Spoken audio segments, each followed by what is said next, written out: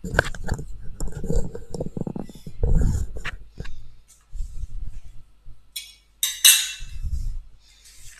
किसी को बोलेगा पानी ला देगा।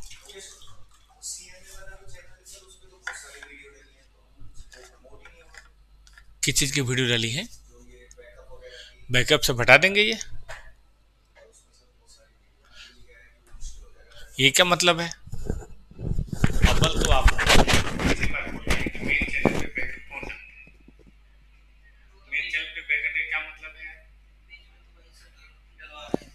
मेन चैनल पे क्यों डालना है जब अपने छोटे छोटे 10 चैनल हैं? बेवकूफी है ना। कोई नहीं, इसको करिए, उसको साफ करवाते हैं। फालतू वाली बात है।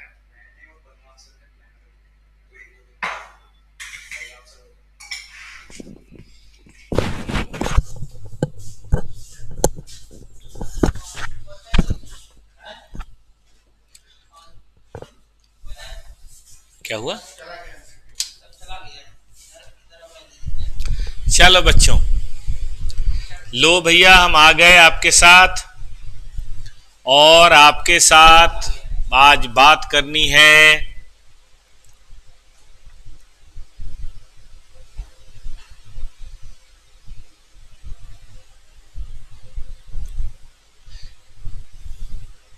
एक नए चैप्टर की। ठीक है,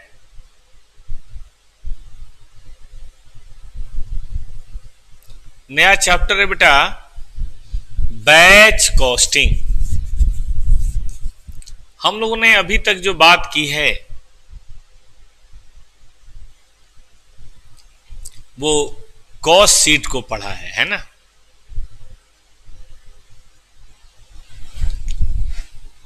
ये बैच है सीए इंटर रीस्टार्ट, नाम बड़ा प्यारा है, सीए इंटर रीस्टार्ट जनवरी अटेम्प्ट। और उस अटेम्प्ट में हम लोगों ने बस कुछ नहीं करना है, कॉस्टिंग में 90-80 आ जाए काम चला लेंगे, ज्यादा लालच अच्छा नहीं है। लेकिन आवाज आ रहा है? हाँ, कॉस्टिंग की बुक दे दीजिए वॉल्यूम 2। थैंक यू, ठीक है, धन्यवाद।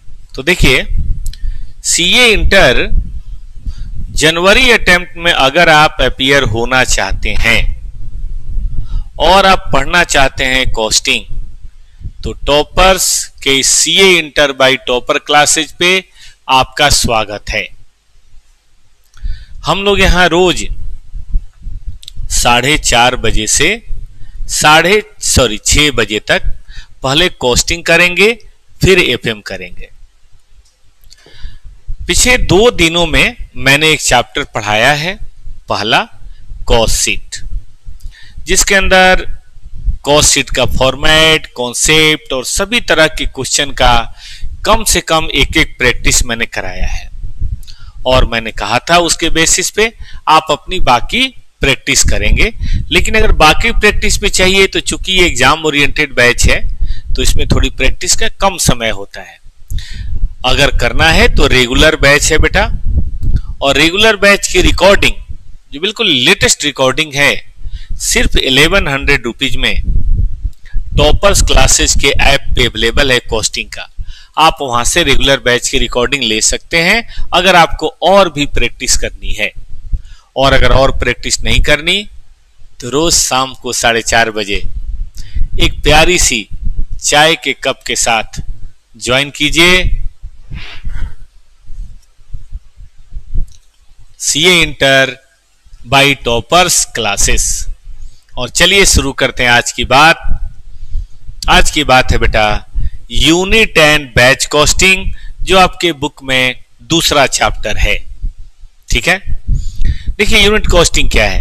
ये मेथड ऑफ कॉस्टिंग है which is used when all units are produced are uniform.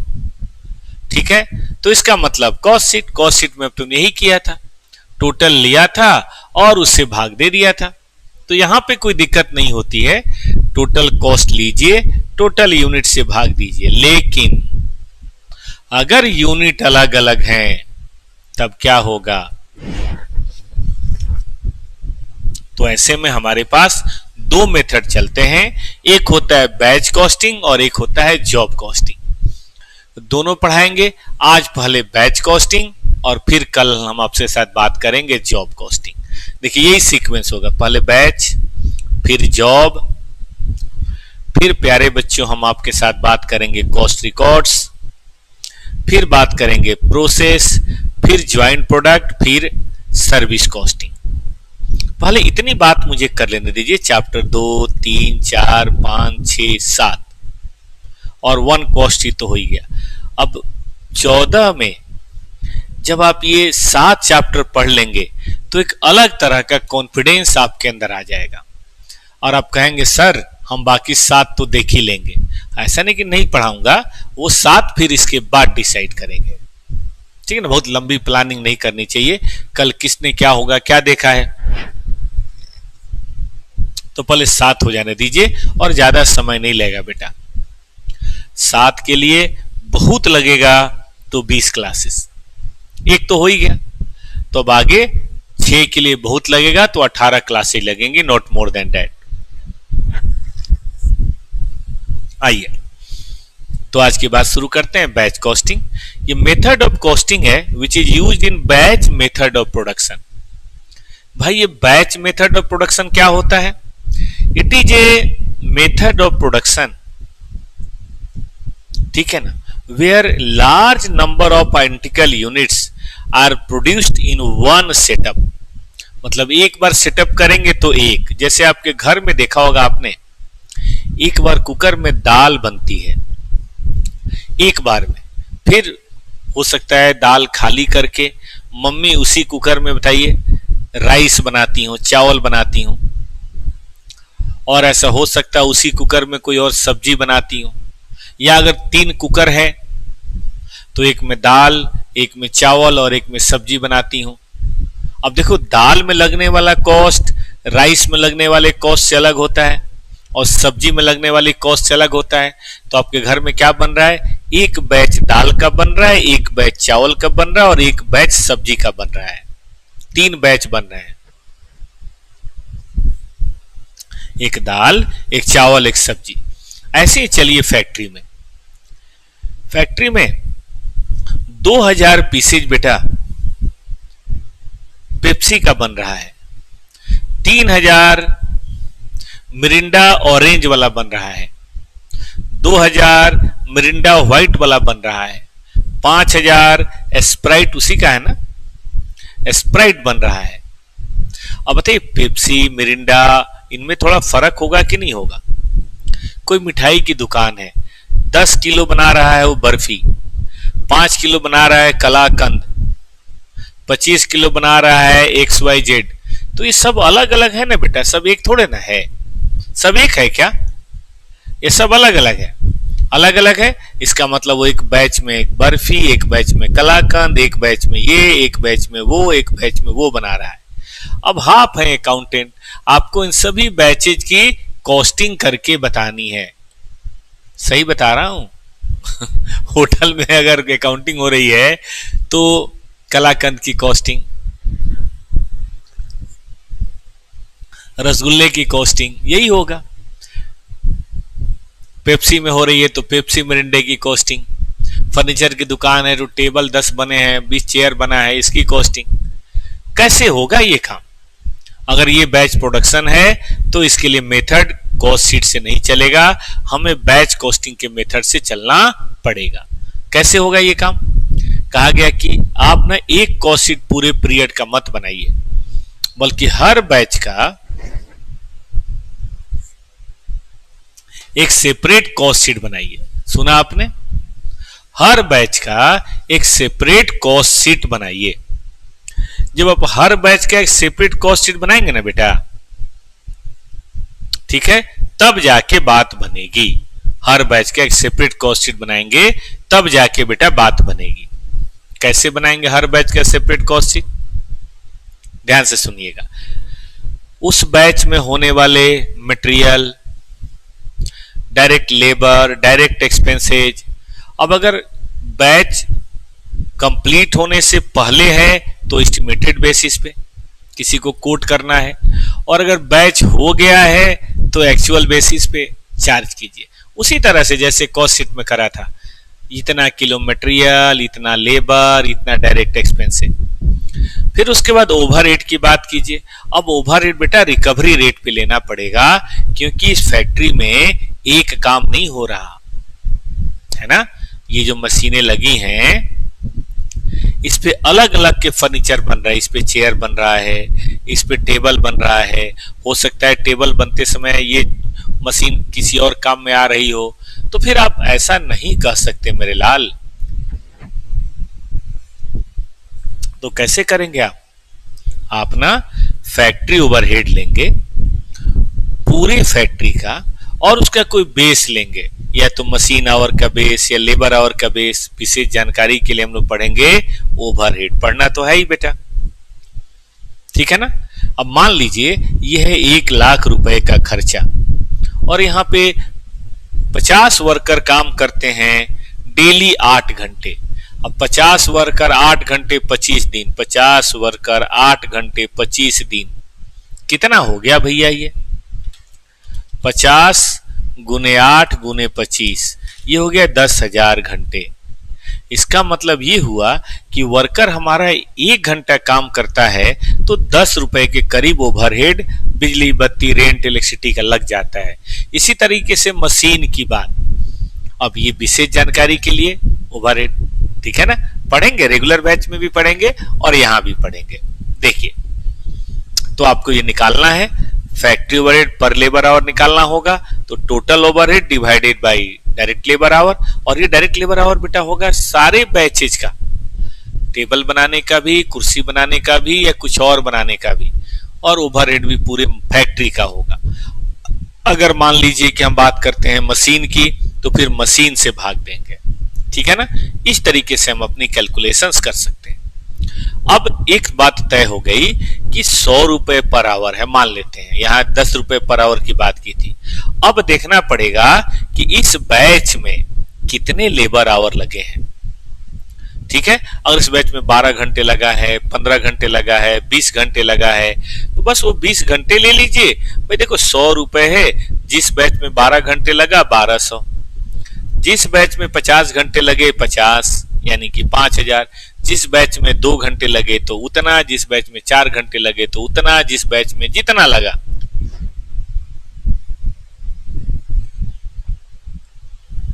उस बैच में उतना। चाय खत्म हो गई आपकी? पी रहे हैं? पीते रहिए और जीते रहिए, लेकिन चाय और कुछ नहीं, ठीक है ना। शाम के समय भी चाय पीना है। आगे आइए। हाँ, कॉफी पी सकते हैं, बट उसके ऊपर कोई बात नहीं करनी जब तक आप सीए नहीं बनते। इधर आइए। ओवरहेड कॉस्ट ऑन बैच निकल सकता है, मतलब रिकवरी रेट लेना है, और मेरे दोस्त बैच मतलब बेस लेना है, लेबर आवर का है, मशीन आवर का, जो भी है। फिर उसके बाद एडमिनिस्ट्रेटिव ओवरहेड, ये भी देख लीजिए, या तो क्वेश्चन में दिया होगा, या पिछले साल का जाके एस्टिमेट कीजिए कि भैया सारे बैच को बनाने में क्या एडमिनिस्ट्रेटिव ओवरहेड लगा था, और सारे बैच को बनाने में क्या फैक्ट्री कॉस्ट आया था। तो administrative overhead divided by factory cost into 100, एक कोई परसेंटेज 10%, 5%, 20% चिपका दीजिए। फिर सेलिंग एंड डिस्ट्रीब्यूशन लीजिए, और इसको भी जैसे क्वेश्चन का है जनरली कॉस्ट ऑफ प्रोडक्शन के बेसिस पे, कि भाई selling and distribution overhead divided by cost of production या कॉस्ट ऑफ गुड्स सोल्ड अगर अलग है तो चिपका दीजिए, ठीक है। और ये सब करने के बाद मतलब पहले क्या करना है आपको, इन सब का रिकवरी रेट आपको निकालना है, और स्टेप 4 में चिपका देना है अपने अपने बैच पे, ठीक है। और पता करना है कि क्या कोई सेटअप कॉस्ट है। सेटअप कॉस्ट समझते हैं?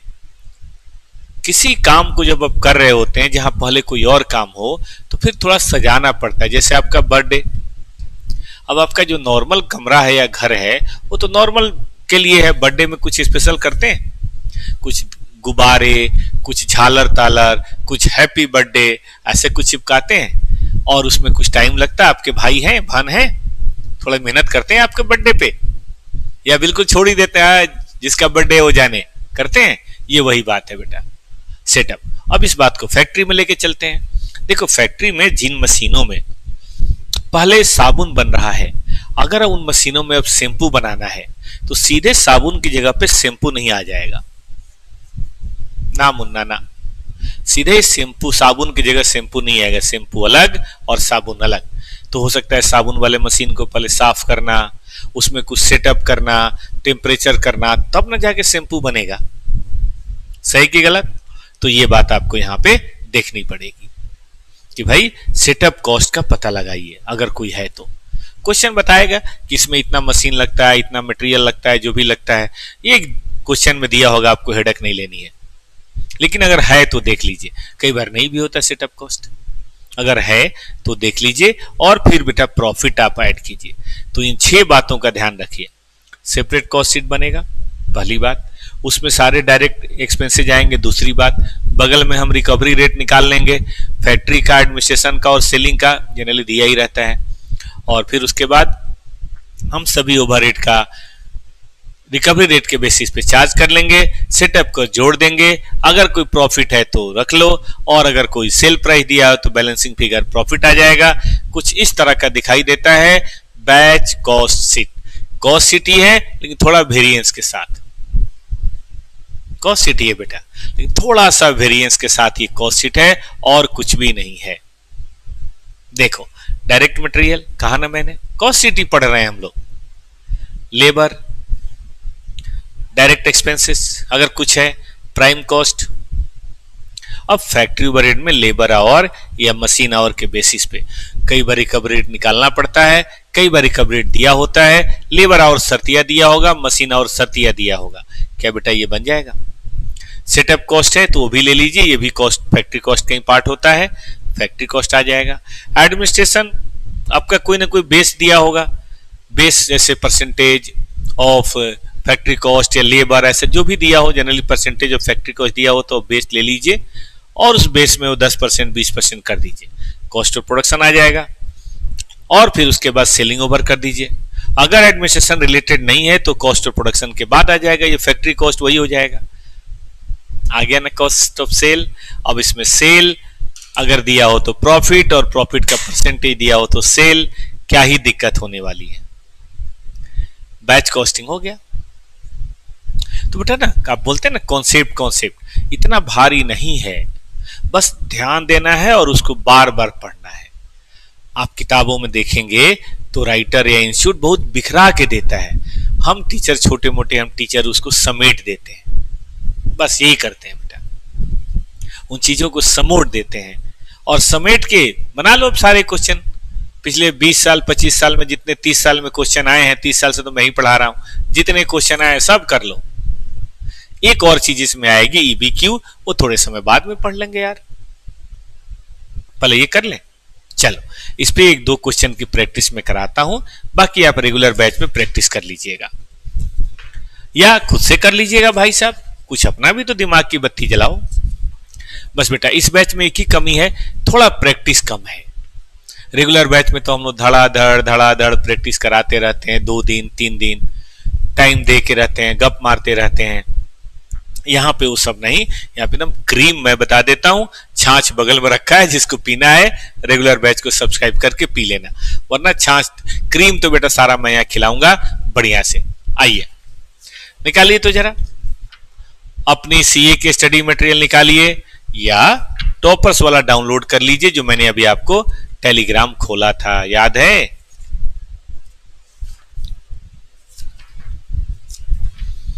बिल्कुल बेटा समय नहीं लगेगा, आप देखना ना कितनी जल्दी हम लोग कॉस्टिंग को इस पार से उस पार निपटा देते हैं और एक भी क्वेश्चन नहीं छोड़ा जाएगा, ये बेटा वादा है हमारा। आ जाओ, क्वेश्चन नंबर है बेटा 7.2।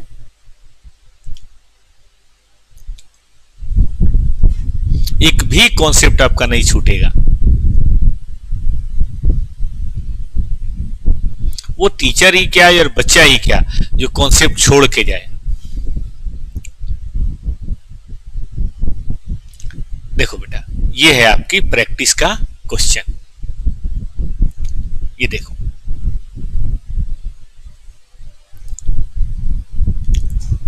देख रहे हो, ये है आपका स्टडी डाउनलोड कर लो। टॉपर्स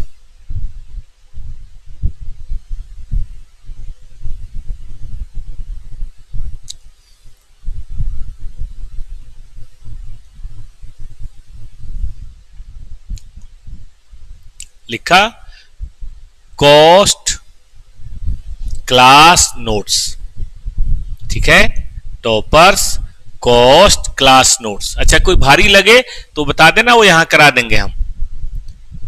टॉपर्स, जैसे आपने को मैंने होमवर्क दिया, आपने घर पे किया, कोई क्वेश्चन भारी लगा वो बता देना, मैं करा दूंगा। टॉपर्स कॉस्ट क्लास नोट्स, इसमें बेटा आपको सारे प्रैक्टिकल मिल जाएंगे।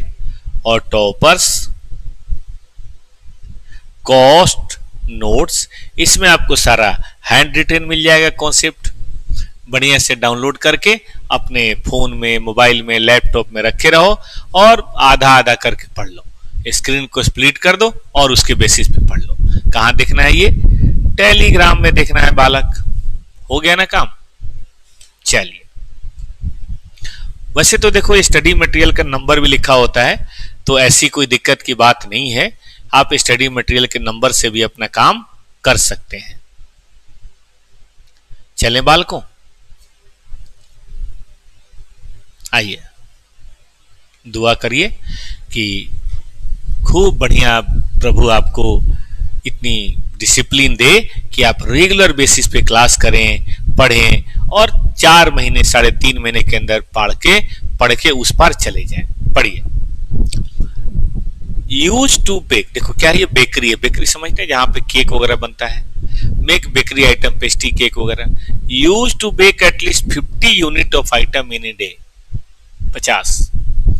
Customer has given an order of 600 muffin, ठीक है। अब एक बार में 50, क्योंकि बैच हमारा 50 का है, ट्रे होता है ना, तो 600 मफिन के लिए क्या करना पड़ेगा? 12 बैच लेना पड़ेगा। And following cost would be incurred: direct material, wages, oven setup cost.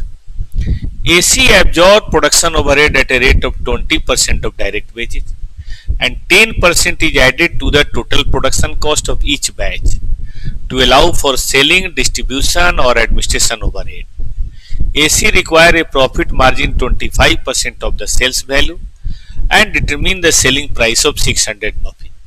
तो देखो बेटा, स्टेप 1 एक सेपरेट कॉस्ट शीट खुलेगा एक बैच का, अगर ऐसा है तो फिर 12 बैच का भी हो जाएगा। उसमें मटेरियल एक बैच का, लेबर एक बैच का और सेटअप कॉस्ट एक बैच का, और प्रोडक्शन ओवरहेड इसका 20% बेटा डालना है, और सबको ऐड करके 10% एडमिनिस्ट्रेशन के लिए डालना है, और सबको ऐड करके 25% प्रॉफिट जोड़ देना है। कौन रोक सकता है बेटा बैच कॉस्टिंग से? क्यों नहीं बनता हमसे? हम ध्यान नहीं देते, हम टाइम नहीं देते, ध्यान भी छोड़िए टाइम नहीं देते। हम चाहते हैं कि आधा घंटा पढ़े, पूरी कॉस्टिंग हमें आ जाए। ऐसा कोई हलवा है, मैगी है सीए की डिग्री कि 2 मिनट है ना और काम खत्म? ऐसा नहीं होता ना राजा, समय देना पड़ता है। मुझे भी अगर कोई बैच कराना होता है तो समय देना पड़ता है। मैंने जनवरी का बैच बेटा चालू किया था, 17 रेगुलर बैच बता रहा हूं, 17 मार्च रेगुलर बैच, और कल जाके बेटा कंप्लीट होगा अकाउंट, कॉस्ट और एफएम। डेली 4 घंटे पढ़ाता हूं, डेली, संडे भी।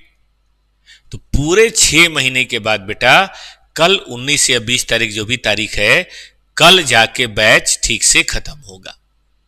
पूरे 6 मंथ 30 डेज 4 आवर्स ये मैंने भी दिए, और ये हमारे और आपके जैसे प्यारे बहुत सारे बच्चों ने भी दिया।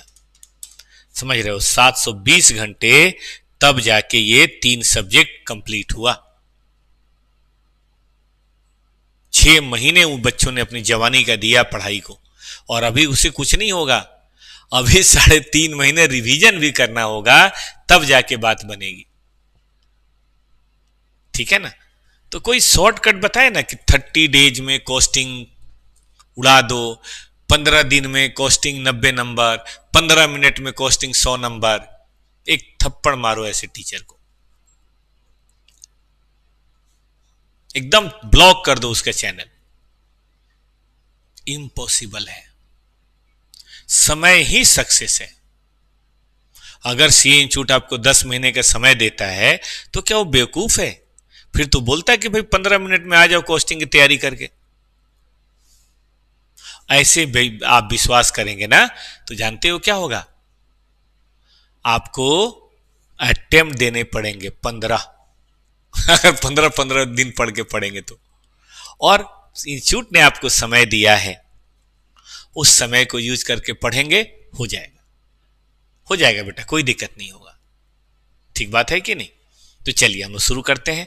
मटेरियल लेबर में कभी अपने 30 साल मेरा हो गया करियर पढ़ाते हुए, कम से कम 30,000 चार्टर्ड अकाउंटेंट तो बने ही होंगे टॉपर से। कभी मैंने क्लेम नहीं किया कि मेरे पास कोई जादू की छड़ी है। ये रिवीजन में हो सकता था एग्जाम के दिन आपको कराता और खूब ढेर सारा व्यू आता और मैं कहता कि देखो इतने सारे बच्चे मुझे देख रहे हैं। मुझे पता है एग्जाम के दिन नहीं देखना चाहिए टीवी, यूट्यूब। एग्जाम के दिन तो जो पढ़ रखा है उसको देखना चाहिए। देखने का सही समय बताऊं कब है? अब है। जनवरी में अगर अटेम्प्ट है तो सितंबर में पढ़िए, अक्टूबर में देखिए, यूट्यूब की मदद लीजिए, टीचर की मदद लीजिए, नवंबर में लीजिए और 10-15 दिसंबर तक लीजिए। टेस्ट वोस्ट दे के और एकदम अज्ञातवास में चले जाइए, डूब जाइए लाइब्रेरी में। और आखिरी 10-15 दिन तो आपको यह भी ध्यान नहीं होना चाहिए कि आप कौन है। तब आता है बेटा रैंक। अब बताइए कौन बता रहा है? ये बता रहा है आपको एक रैंक होल्डर। मैंने सीए, सीडब्ल्यू तीनों किया है और तीनों में मेरी रैंक है। इनफैक्ट 2 में तो नंबर 1 रैंक है। ठीक है ना? तो इसीलिए किसी धोखे में नहीं रहना है, अपने आप से बेटा ईमानदार रहना है। अपने आप समझते हो ना? अपने आप से, किसी और से नहीं, ईमानदार रहना है बेटा। ओके ना? तो पढ़ो। हमें मटेरियल लेना है, ले लो भाई। मटेरियल ले लिया एक बैच का, प्रोडक्शन ओवरहेड ले लिया, सेटअप ले लिया, सब जोड़ लिया। ठीक है, मटेरियल, लेबर, सेटअप और 20% प्रोडक्शन ओवरहेड। सही है बेटा जी। ये आ गया कॉस्ट ऑफ प्रोडक्शन। ये दोनों जोड़ देंगे तो क्या बोलेंगे इसको? Prime cost. ठीक है ना राजा? चलो अब हम सेलिंग एंड डिस्ट्रीब्यूशन ओवरहेड जोड़ेंगे। कितने percent? 10% selling and distribution overhead जोड़ेंगे। आप कहेंगे सर अब लिखते क्यों नहीं हो? देखो लिखने में बेटा टाइम लगेगा, हम ज्यादा कॉन्सेप्ट आपसे डिस्कस नहीं कर पाएंगे। 1.5 घंटा समय कम है कॉस्टिंग एफएम के लिए, 3 महीने के लिए कम है। मैं फिर कह रहा हूं समय कम है, कॉन्सेप्ट ज्यादा है। जबकि मैं कोई बात नहीं करूंगा तब, कोई कहानी नहीं सुनाऊंगा तब। ये मैंने भी 2 मिनट 4 मिनट जो बात करी इसलिए कि आपको मैं एम्फसिस दिला सकूं कि बगैर समय दिए अगर आप सोच भी रहे हैं कि जनवरी में हम पास करेंगे तो वही हाल होगा जो भी सितंबर में हुआ है हजारों लाखों बच्चों का। सितंबर में वही पास करेंगे जिन्होंने मई में, जून में समय दिया था, और जनवरी में वही पास करेंगे जो अभी अक्टूबर, नवंबर, दिसंबर में समय देंगे। सीधी बात। समय मतलब पूरा। आ जाओ, जोड़ दीजिए भाई 10%। अब ये आ गया आपका कॉस्ट ऑफ सेल, ये टोटल कॉस्ट बोलते हैं। क्वेश्चन कहता है कि हमें प्रॉफिट लेना है सेलिंग प्राइस का 25%। इसका मतलब बेटा जी ये 100 होगा तो ये 25 होगा, इसका मतलब कॉस्ट 75 होगा। तो आज जान लीजिए सेल्स का 1/4 अगर है तो कॉस्ट का 1/3, क्योंकि एक रूल होता है कॉस्ट का 1/n, सेल्स का 1/n+1। या अगर सेल्स का 1/n है तो कॉस्ट का n-1, मतलब अगर इसका 1/4 है तो इसका 1/3 होगा, और इसका 1/3 है तो इसका 1/4 होगा। वैसे जरूरत नहीं है ये सभी बातें याद करने की, याद कॉस्टिंग में क्या ही करना है, कॉमन सेंस से करो ना। तुम भी बताओ ना बेटा, अगर सेल्स है 100% जिसका 25% प्रॉफिट है तो कॉस्ट कितना होगा? 75। और रैखिक नियम क्या कहता है कि किसी भी चीज का अगर 75% मुझे पता है तो मैं 1% बेटा निकाल सकता हूं, और 1% से 25% आ गया, बात खत्म। 1/3 कर लो चाहे ऐसे कर लो, देखो ना कौन रोक लेगा। ये हो गया आपका, बताओ क्या, ये क्या हो गया आपका बैच कॉस्टिंग। 12 से गुना कर दो वो भी हो जाएगा। ठीक है, अब इसमें एक क्वेश्चन आता है बेटा, मैं कराना चाहता हूं। उसमें क्वेश्चन में रिकवरी रेट खुद निकालना होता है। यहां तो रिकवरी रेट निकला हुआ था, लेकिन कभी कभी रिकवरी रेट बेटा खुद निकालना होता है। एक क्वेश्चन वैसा भी देख लीजिए, ताकि दोनों वेराइटी आपके पास रहे, नहीं तो परेशान हो जाएंगे। ये क्वेश्चन है 7.4, और ये बेसिकली T2 समझते हैं, टेस्ट योर नॉलेज। मैं जानबूझ के यहाँ पे स्टडी मटेरियल के क्वेश्चन भी दिखाता हूं, ताकि आप समझ सकें कि क्या सिचुएशन है।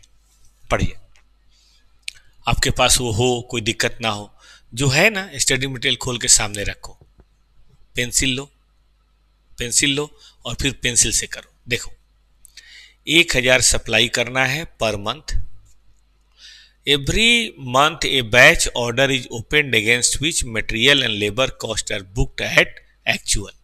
Overhead are debit rate per labour hour. तय हो गया ओवरहेड का बेस। Selling price is contracted at 15 रुपए पर यूनिट। सेलिंग प्राइस कितना बेटा, 15 रुपए पर यूनिट। ठीक बात है ना, हो गया बेटा। अब चलो आगे, चला जाए आगे। From the following data, calculate the profit per unit of each batch order and overall position for the order is 3000 unit. इधर ध्यान दो, जनवरी है, फरवरी है, मार्च है, ठीक ना बेटा। देखो ये बैच आउटपुट है, किसी महीने ज्यादा बनाया कम बनाया, देना हमें 1000 है, कहीं और बेच लेंगे। समोसे वाला समोसा उतना थोड़ा ना बनाता है जितना आप ऑर्डर देते हैं, बाकी वो कहीं और बेच लेता है। मटेरियल कॉस्ट है, लेबर कॉस्ट है, मटेरियल कॉस्ट है, लेबर कॉस्ट है। सही है, ठीक है। अब हम क्या करेंगे, हम 3 बैच खोलेंगे, मटेरियल ये, लेबर ये, मटेरियल ये, लेबर ये रख लेंगे। और लेबर और बेटा 2 रुपए है, पता नहीं क्यों दिया हुआ, हमें तो लेबर कॉस्ट दी हुई है, पता नहीं इसका क्या यूज है, अभी देखते हैं। देखो अदर डाटा, जनवरी फरवरी और मार्च का डाटा देख रहे हो, ओवरहेड देख रहे हो, लेबर आवर, ओहो हो, इसके लिए दिया है बेटा। हम अगर इस ओवरहेड को इस लेबर आवर से बेटा भाग दे दें तो हमें रिकवरी रेट ऑफ ओवरहेड निकल जाएगा। कैसे, 12,000 है 4,000 घंटे में, तो क्या 3 पर लेबर आवर कह सकते हैं। 9,000 है 4.5 में, तो 2 पर लेबर आवर कह सकते हैं। 15,000 है 5 में, तो क्या 3 पर लेबर आवर कह सकते हैं, हाँ या ना। 3 पर लेबर आवर कह सकते हैं बेटा, ये पॉसिबल है कि नहीं है। चलें आगे। अब तो तय हो गया कि लेबर आवर की रिकवरी रेट, ओवरहेड की recovery rate per labour our ये है। लेकिन प्रॉब्लम है, जो लेबर आवर नहीं पता, ये तो पूरी फैक्ट्री का है, ये होल फैक्ट्री का है बेटा, और मुझे चाहिए किसका, जॉब का। अब कैसे निकालें जॉब का, तो देखिए यहां लेबर कॉस्ट दिया हुआ है, 2 रुपए के हिसाब से पे किया है, तो मेरे दोस्तों लेबर आवर निकल जाएगा 1250, 1500, 1000। पॉसिबल है बेटा, ऐसा हम कर सकते हैं, ठीक बात है कि नहीं। अब ये लेबर आवर निकल गया, तो जनवरी महीने में 3 रुपए के हिसाब से ओवरहेड निकल जाएगा, फरवरी महीने में 2 रुपए के हिसाब से, और मार्च महीने में 3 रुपए के हिसाब से। मटेरियल पता है, लेबर पता है, ओवरहेड पता हो गया, तो फिर मारामारी किस बात की, बोलो बच्चों, मारामारी किस बात की। मेरे ख्याल से मारामारी के कोई कारण नहीं होना चाहिए, या होना चाहिए, बताओ बताओ। आओ देखो, कॉस्ट शीट बनाएंगे। 3 यूनिट लिखना चाहो तो लिख लो, बाकी नीचे भी लिख सकते हो। ये देखो मटेरियल, ये सब छोड़ो, ये बाद में लिखेंगे, ठीक है। Material material material, labour labour labour, और आ जाओ बेटा ओवरहेड 1250 गुने 3, 1500 गुने 2 और 1000 गुने 3। ये देखो, देखा बच्चा? तो ये रहा टोटल कॉस्ट। आ गया टोटल कॉस्ट। हमसे क्या पूछा है कि प्रॉफिट निकालिए पर यूनिट। अभी निकालते हैं बेटा।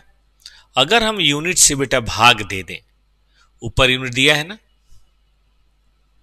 यहां से टोटल कॉस्ट ले लें और यूनिट से बेटा भाग दे दें, तो क्या कॉस्ट पर यूनिट आ जाएगा। सेल प्राइस हमें पता है बेटा 15 रुपए है, तो क्या प्रॉफिट 5 रुपए आ जाएगा।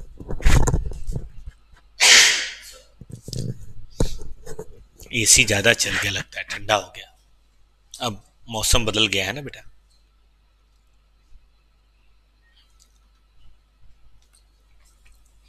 अभी एसी बंद करवाते हैं।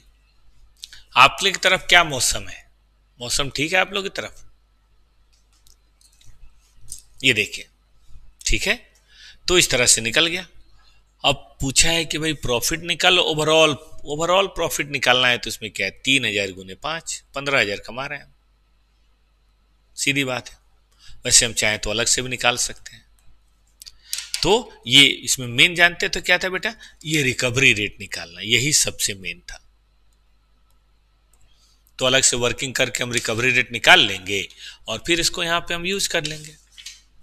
तो एक तो इस तरह का क्वेश्चन आता है जॉब कॉस्टिंग, बैच कॉस्टिंग। लेकिन एक बात बताऊं, इधर से क्वेश्चन ज्यादा नहीं आता। इधर से तो कॉस्ट शीट पूछता है ना, बड़ा बड़ा, जो कल परसों मैंने कराया था।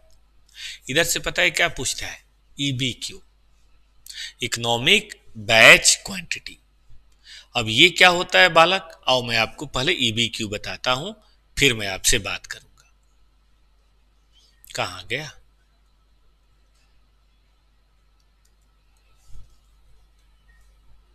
ओ भाई हैंड रिटन कहां गया? यही है क्या? ये तो ना है। ओए खुल जा सिम सिम। कोई बात, भाग गया, फिर बुला लाते हैं। कहां भागेगा? देखो ये है बेटा क्लास नोट्स हैंड रिटन वाला, ठीक है ना।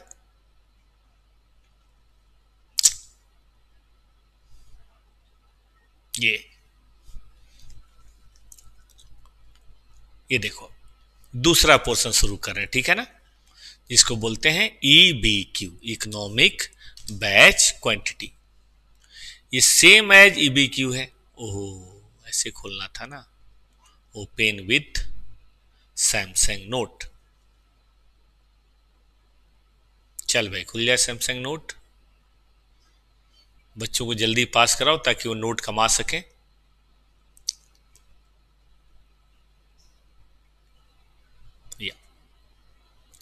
Economic batch quantity same as EBQ. The batch quantity to be produced in one batch for minimization of total cost.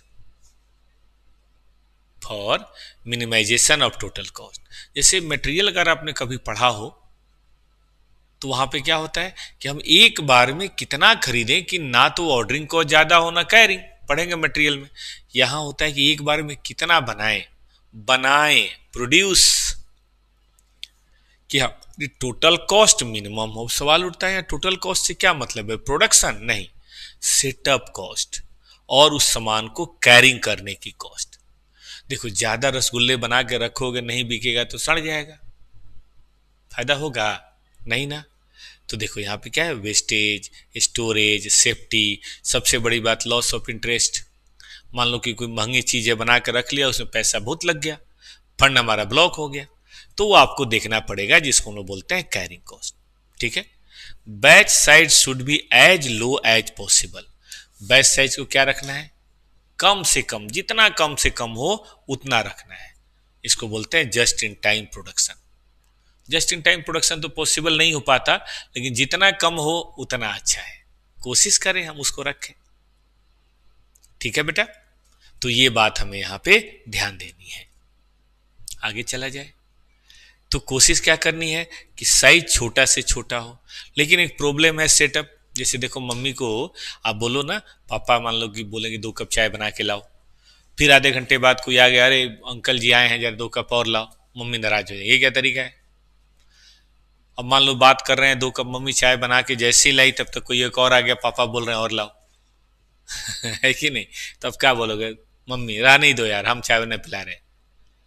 एक बार में मम्मी को बोलो 5 कप बनाना, मम्मी को दिक्कत नहीं है, क्योंकि देखो बर्तन साफ करना, पानी बॉयल करना, चाय पत्ती बॉयल करना, 1 का करो या 4 का करो, बहुत फर्क नहीं पड़ता। फर्क तो पड़ता है लेकिन बहुत नहीं पड़ता। तो इसको बोलते हैं सेटअप। ठीक है ना? It will remain the same irrespective of quantity of one batch. Therefore, to reduce total cost, batch quantity should be as high as possible. ये कहता है ज्यादा से ज्यादा रखो, ये कहता है कि कम से कम रखो। बताओ बेचारा मैनेजर करे तो क्या करे? एक कह रहा है कि नहीं एक बार में ज्यादा रसगुल्ले बनाओ ताकि जल्दी बनेगा, कम खर्चा लगेगा, और कैरिंग कर रहा है कि बेटा मत बनाना, भूल से भी बना लिया तो सड़ जाऊंगा मैं। कहाँ रखोगे? है आपके पास इतना बड़ा फ्रिज? बताओ जी, बंदा करे तो क्या करे? एक सेटअप कॉस्ट कहता है कि जल्दी करो, एक कैरिंग कॉस्ट कहता है कि कम से कम करो। तो इसका एक समाधान होना चाहिए, और मैथमेटिकली इसका समाधान निकाला गया है कैलकुलस में मिनिमाइजेशन का जो फॉर्मूला होता है उसके हिसाब से। ठीक है, उसको उन्होंने कहा ई बी क्यू बराबर 2ds/c। अब कहेंगे sir what is D? D total demand of finish goods as per annual, total annual demand, ऐसा लिखता हूं, या जिस पीरियड की बात हो रही है for finish goods in units, rupees में नहीं, कॉस्ट में नहीं, इन यूनिट्स। ठीक है, और S setup cost per setup, setup cost per setup, और C carrying cost of 1 unit per annum, carrying cost 1 unit per annum. याद रहेगा बेटा? तो total demand of finish goods in units, setup cost per setup, और carrying cost of a unit per annum. तीनों चीजें आ गई। अगर ये तीनों चीजें पता हो बेटा तो हम किसी भी क्वेश्चन का ई बी क्यू निकाल सकते हैं, और हमें कोशिश करनी चाहिए कि उतना ही, बताइए हम क्या करेंगे बेटा? प्रोडक्शन करेंगे, उससे ज्यादा करेंगे तो कैरिंग कॉस्ट बढ़ जाएगा, और कम करेंगे तो ऑर्डरिंग कॉस्ट बढ़ जाएगा। इसलिए हमें कोशिश करनी है कि हम उतना ही करें। अब एक ये कर लें, हो गया बैच कॉस्टिंग खत्म। ठीक है ना? आइए मैं आपको कुछ प्रैक्टिस करा देता हूं, 1-2 क्वेश्चन, और बाकी आप खुद से प्रैक्टिस करेंगे। दिक्कत हुआ तो रेगुलर बैच का जो वो वीडियो है आप उसको, बैच है उसको सब्सक्राइब कर लीजिएगा, और वहां से और प्रैक्टिस कर लीजिएगा। ठीक है ना? आइए बेटा, कॉन्सेप्ट सारा बता रहा हूं ना, कॉन्सेप्ट तो नहीं छोड़ रहा कोई भी, और सब कॉन्सेप्ट पे प्रैक्टिस भी करा रहा हूं। गुड, इधर आ, खुल जा सिम, सिम कहां गया? ये file can not be open, काहे भाई?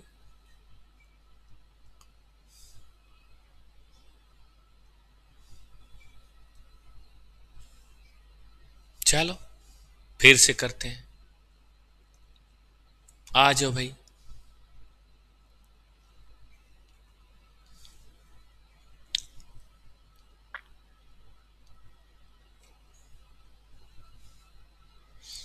देखते देखते 2 चैप्टर का एक बढ़िया fast track exam oriented revision हो गया। कुछ गेन हुआ, कुछ फायदा हुआ बच्चों को? कमेंट करके बताइएगा।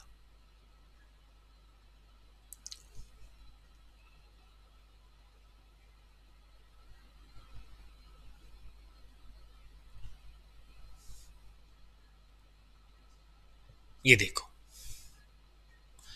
एक सिंपल सा पहले कराते हैं। Monthly demand of A product, हमें मंथली नहीं चाहिए बेटा, हमें क्या चाहिए? हमें चाहिए पर एनम। ठीक है, सेटअप कॉस्ट पर batch, cost of manufacturing per unit rate of interest. तो देखो ये हो गया डी, लेकिन डी के लिए 12 से गुना करना पड़ेगा, तब जाके बात बनेगी। 6000 हो गया डी। सेटअप हो गया आपका एस, और सी ये मैन्युफैक्चरिंग कॉस्ट है 10 रुपए के 10% के हिसाब से कैरिंग कॉस्ट है, तो ये हो गया सी। तो डी बटे एस बटे सी हो गया बेटा। ये डी है, बड़ा कर देते हैं, ये डी है, ये एस है, ये सी है। 600 यूनिट, इसको बोलेंगे ईबीक्यू। ना इसे कम करना ना इससे ज्यादा करना। एक ये देख लो बेटा, ये क्वेश्चन इतनी बार एग्जाम में आया है कि हम क्या बताएं। इतनी दफा एग्जाम में आया है ना कि आप पागल हो जाएंगे। आइए देखिए इसको।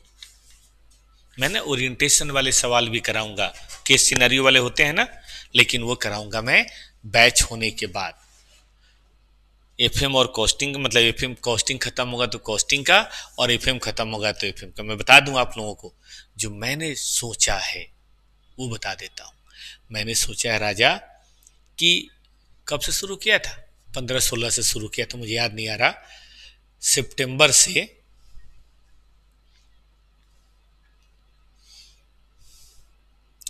5-7 नवंबर तक मैं आपका कॉस्टिंग फिनिश कर दूं, और मुझे पूरा यकीन है कि एक एक कॉन्सेप्ट और सब पे 2-2 3-3 क्वेश्चन आराम से हो जाएगा। बस डिसिप्लिन ऊपर वाला मुझे दे कि मैं डेली आपके सामने आऊं संडे छोड़ के, और आपके अंदर डिसिप्लिन दे कि आप डेली पढ़ें। इतना ही चाहिए बेटा। बाकी तो टेक्नोलॉजिया है, यूट्यूब है।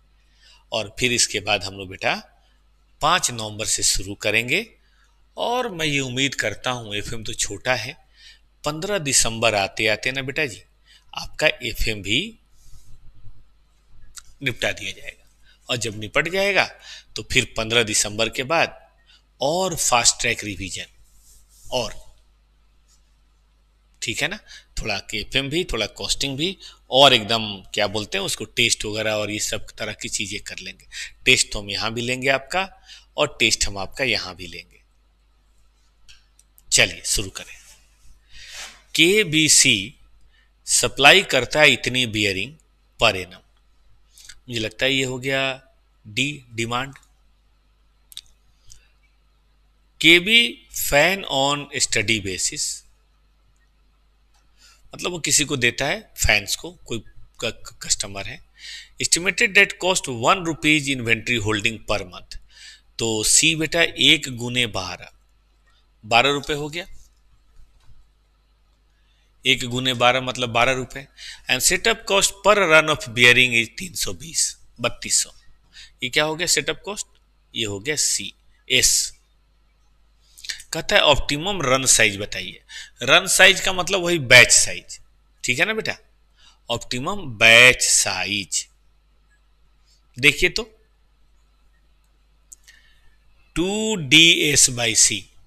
2 हमें पता है, डी हमें पता है, एस हमें दिया हुआ है क्वेश्चन में, सी दिया हुआ है।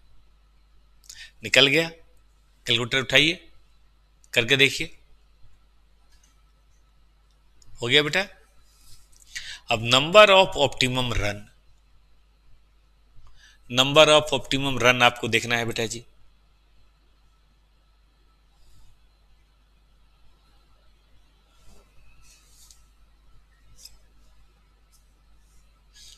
चलें शुरू करें। देखिए, अगर आपको 48,000 देना है तो कितना नंबर आपका होगा ये बता दूं मैं। 5050 करेंगे तो 9.49 आ जाएगा। अब साल में अगर 9.49 बैच बनाना है तो बेटा 365 को 9.49 से भाग दीजिए, और 10 से भाग गलत दिया है। 9.49 फ्रैक्शन भी लीजिए, आगे आगे काम आएगा। राउंड ऑफ करने की कोई जरूरत नहीं है। तो ये आ गया आपका 38.46। इसको राउंड ऑफ कर सकते हैं। 38 डेज पे आपको एक बैच निकालना है, मतलब एक आज निकाला, फिर एक 38 डेज बाद, फिर एक 38 डेज बाद, ठीक है। अब कहता है मिनिमम इन्वेंट्री कॉस्ट बताओ, तो वो तो कोई मुश्किल बात नहीं है। देखो ना बेटा, हम 5080 बनाएंगे, और बनाएंगे तो आधा हमारे पास बचा रहेगा। कैसे? 506 है, फिर थोड़ा भेजेंगे, 4000 होगा, फिर 3, फिर 2, फिर 1। ये बता दूं मैं? देखो बता देता हूं, ये देखो, हम यह बनाया 5060। अब धीरे धीरे धीरे धीरे खत्म होते होते बेटा फिर जीरो हो जाएगा, फिर बनाएंगे, फिर धीरे धीरे खत्म होता है, जीरो हो जाएगा। तो आपके स्टॉक में ऑन एन एवरेज कितना होगा बेटा? 1/2। और अगर आपके स्टॉक में 1/2 है तो हमें उसी का ध्यान देना है। इसीलिए कैरिंग कॉस्ट चाहे मटेरियल का चैप्टर हो चाहे बैच का चैप्टर हो, कैरिंग कॉस्ट हमेशा बेटा कितने पे लेना है? कैरिंग कॉस्ट हमें हमेशा 1/2 पे लेना है, याद रहेगा, 1/2। और कैरिंग कॉस्ट कितनी है? 12 रुपए, गुने 12 रुपए कीजिए, ये आपका कैरिंग कॉस्ट है। अगर आपने 5060 से ज्यादा करा तो भी गड़बड़ है, और 5060 से कम करा भाई साहब तो भी गड़बड़ है। ये क्वेश्चन एग्जाम में सुपर हिट क्वेश्चन है। अब की बार तो नहीं आया था, लेकिन कम से कम पीछे, मैं 30 साल की बात नहीं कर रहा, मैं पिछले 10 अटेम्प्ट की बात कर रहा हूं। मतलब 2001 से लगा लो, कम से कम 4 से 5 बार आया है। कम नंबर का आता है लेकिन बेटा आता जरूर है। तो ये था बेटा हमारी तरफ से आपका बैच कॉस्टिंग। हुआ कुछ? आज रुक जाए यहीं पे, कल हम लोग पढ़ेंगे बेटा खूब प्रेम से जॉब कॉस्टिंग, और हम उम्मीद करते हैं वो भी छोटा टॉपिक है, कल वो भी खत्म हो जाएगा। आपको भी कॉन्फिडेंस होगा कि भाई सर ने अपनी बात रखी। देखो अगर 3 हम 14 में करा दें तो बेटा ये कितने परसेंट होता है? 3/14, 20% सिलेबस तो आपको रिवाइज करा ही दिए ना, ठीक बात है कि नहीं? तो आपको भी कॉन्फिडेंस होगा कि हाँ सर आगे बढ़ रहे हैं, केवल फालतू का ज्ञान नहीं दे रहे हैं। मत देखो फालतू के रील्स, मैं तो इतना परेशान होता हूँ आजकल रील्स देख के टीचर्स के, कि क्या मार्केटिंग के लिए टीचर्स क्या क्या नहीं कर रहे हैं। आज मैंने एक देखा कर रहा है कि मैं अपना चैनल बंद कर रहा हूं, क्यों? मेरे पीछे बहुत सारे लोग लगे हैं। अबे तुम ऐश्वर्या राय हो, तुम्हारे पीछे सलमान खान लगा है? तुम्हारा पढ़ाए हुए बच्चों को नहीं समझ आ रहा, वो तुम्हारी कोर्सेज नहीं खरीद रहे कि मैंने 4 महीने पहले शुरू किया था आप लोगों के सहारे, और देखिए आप बेसहारा हो रहा हूं। हद है यार, 4 महीने में तुम सक्सेस चाहते हो?